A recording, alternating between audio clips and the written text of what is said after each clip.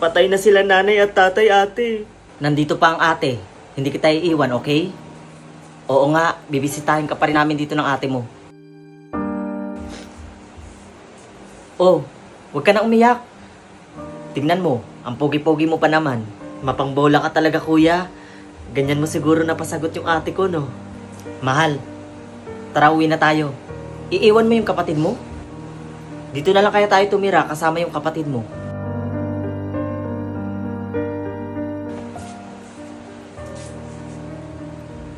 Oh, tignan mo yung kapatid mo. Tulog na, napagod ka kaiyak.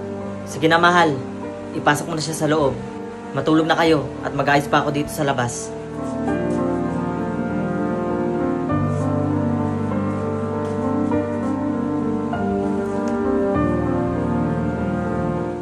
Ang pogi-pogi mo naman.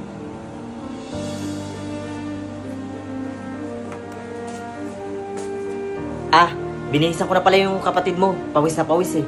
Sige, matulog ka na.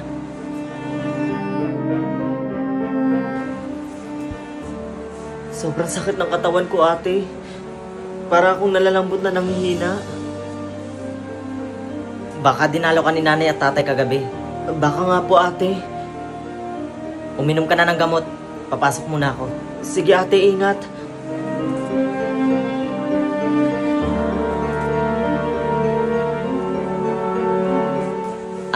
Masakit pa ba yung katawan mo? Oo po, kuya. Sobrang bigat pa po ng katawan ko. Magpagaling ka na. Tignan mo, payat-payat mo na. Ang pogi-pogi mo pa naman.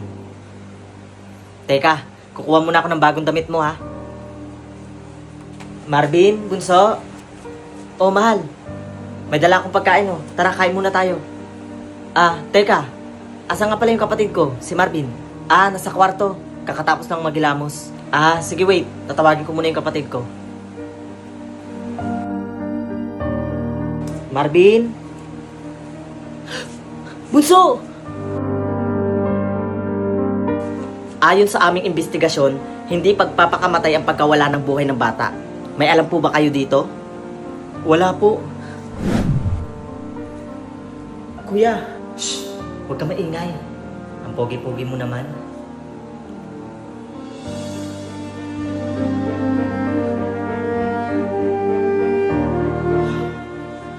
Huwag ka magsusumbong sa ate mo, ha?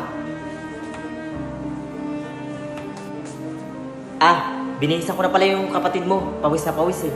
Sige, matulog ka na. Hindi lang isang beses, kundi madaming beses na ginalaw at binaboy ang katawan ng bata.